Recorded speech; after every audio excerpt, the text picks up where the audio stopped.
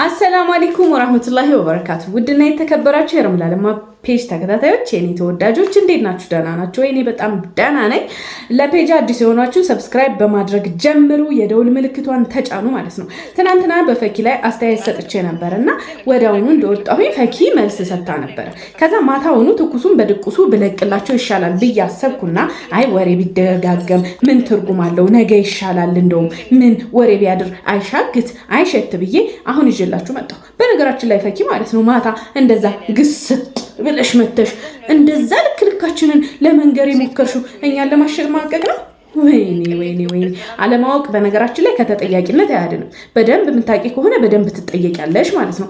በነገራችን ላይ ብዙ ነገሮች ተናግረሻል። ከተናገርሻቸው ውስጥ በጥቂቱ ኮማቾችን ለማሳቀቅ የሞከርሽበትን መንገድ አልወደድኩትም። ለምንድነው ትልቅ ስህተት የተሳሳትሽው? እዛ ጋር ስለሆነ ማለት ነው። ኮማሾችን ምን አልሽ እዛ ጋር? እስኪ ማነው ወንጀል የሌለው? ሁላችሁም በድብቅ ስለምሰሩት እንጂ አፈቅርሃለሁ ብላችሁ የማታውቁ ካላችሁ ኮሜንት ላይ ጻፉልኝ አልሽ። ለምሳሌ እኔ ብዬ አላውቅም ብሎ የሚያውቅም ቢኖር ደግሞ በውስጥ ነው የሚሉት። እንዳንቺ አደባባይ ላይ ወጥተው ሚዲያ ላይ ካሜራ ተደቅኖ ልካቸውን እየተነገራቸው በኮብል አናትሽን ቢሉሽ የሚያክል ስድብ እየጠጡ አይደለም ያሉት። ስለሆነ ልዩነቱ ያ ነው። ወንጀል ራሱ በድብቅና በይፋ ከሚሰሩ ወንጀሎች በድብቅ የሚሰሩት የተሻሉ ናቸው። ለምንድን ነው መሰለሽ? አንዳንድ ጊዜ አላህ ራሱ አይቤን ሸፍንልኝ ተብሎ ነው ዱዓ የሚደረገው። ነውሬን ሸፍንልኝ፣ ነውር ሸሻጊው ጌታ ነውሬን ሸፍንልኝ ነው የሚባለው እንጂ ነውርን እንደዝና አደባባይ ላይ ማውጣት ምን ያክል ከባድ ወንጀል እንደሆነ አታውቂም? አንቺ እንደ ዝና እኮ ነው እያወራሽው ያለሽው። ይሄ ዝና አይደለም፣ የሚያሸማቅቅ የሚያሳፍር እንጂ እንደ ዝና እንደዛ ግስጥ ብለሽ በቃ እንደዛ እየሆንሽ የምታወሪው የምትኩራሪበት ስራ አይደለም።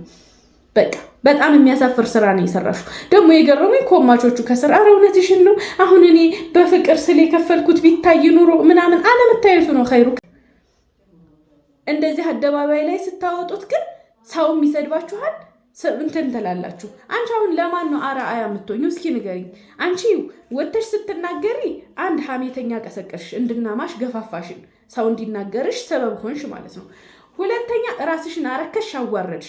ሶስተኛ ደግሞ ለሚያይ ሰው ያንቺን የሚከተልሽ ሰው ትክክል እንደሰራሽ አድርጎ እንዲያስባገሻል። አየሽው አይደል? ከዚህ የባሱ ብዙ ወንጀሎችም አሉ።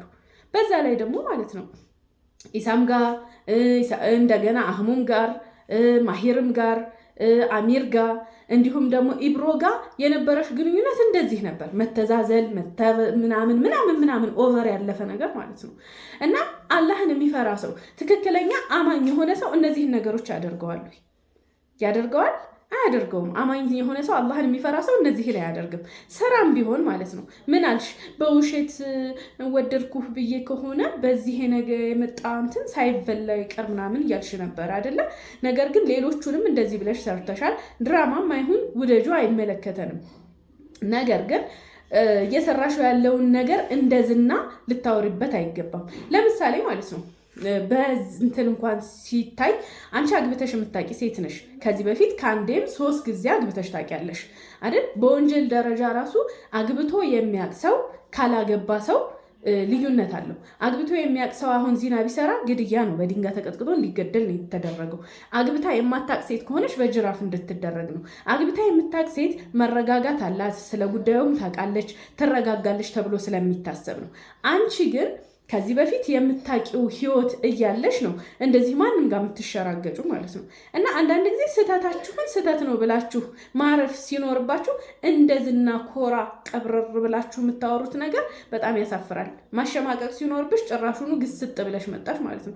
መብትሽ ነው፣ አይመለከተኝም። ለማንኛውም መናገር ያለብኝ ልናገር ብዬ ነው። ላተቅነጡ ሚን ረሕመቲላ ብሎ የለም ምናምን አልሽ ማለት ነው። ላተቅነጡ ሚን ረሕመቲላ የተባለው ያረህ ረሕመት የሰውን ባል የሰውን ሰው አደባባይ ላይ ተወዳለሁ ምናምን ብሎ እንደዚህ አይነት ራስሽ ላይ ፊትና እየፈጠርሽ የምትሰሪው ነገር ነው እንዴ? እኔ ማንም ያድርግልሽ፣ እኔ ቢሆን ችግር የለብኝም ይሁንልሽ፣ አይመለከተኝም። እኔ ግን አንዳንድ ጊዜ አላህን ቃል የምንጠቀምበትንም ቦታ እንወቅ። በዛ ላይ ደግሞ የአላህን ቃል የምታቂና አላህን የምትፈሪ ከሆንሽ ከስራሽ ከምትሰሪው ስራ ተቆጠቢ። ከዛ ውጭ ወደ አህሙ እናልፋለን። አህሙ ሆዬ ደግሞ ይቅርታ እንድትላ ትፈልጋለሁ፣ ፍቅርን ስላየችው ደስ ብሎኛል ምናምን እያልክ ነበር ማለት ነው። ምን አለ ኢሱ? ምን አለ ኢሳም? በነገራችን ላይ ደረቅ ነው ንግግሩ። ሁሌ እንጨት እንጨት ነው የሚለው ኢሳም ማለት ነው። ኢክሩ ጋር ራሱ በሚሰሩበት ሰዓት ወዝ ያለው ቃል ሲጠቀም አይቼው አላውቅም። በዛ ምክንያት ሁሌ ጨጓራዬን ነው የሚልጠኝ። የሆነ ቀብራራ ኩሮ ወንድ ለመባል ይሆን ይችላል ነው፣ እንደዛ አይደለም። ስነ ስርዓት የሌለው ንግግር የሚናገር ሰው ነው ኢሳም። እኔ እንደዛ ነው ብዙ ጊዜ የማየው። በቃ ሽርግጥ ያለ ድርቅ ያለ እንጨት የሚል ቃላት ነው ሲናገር የማውቀው። ስለሆነ ባህሪው ስለሆነ ይቅርታ የሚልበት ምክንያት የለም። ለምን ኢክራምን ራሱ ዝንተ ዓለም በእንደዛ አይነት ቃላቶች እንግዲህ ዩቲዩብ ላይ የፈመሱት ቲክቶክም ላይ የፈመሱት የነዛን ቃላቶች ሲጠቀም ነው የማውቀው። ስለሆነ ይቅርታ መባል አያስፈልገውም። እሷ ሂዳ እንድታገባኝ እኮ አይደለም የመጣሁት ስትለው እና አንቺን ስንተዛዘል ልንኖር ነው ምናምን ያላት ልክ እኮ ነው። ልክ ልኳን ነው የነገራት እኮ። ይሄን ባይነግራት እኮ እኛ ራሱ በኮሜንት ልክ ልኳን እንነገራት ነበረ። ስለሆነ አንተ እዛ ውስጥ ገብተህ ይቅርታ በል አትበል፣ እንደዚህ አይነት ነገሮችን አቁም ማለት ነው። አይመለከትህም ማለት ነው።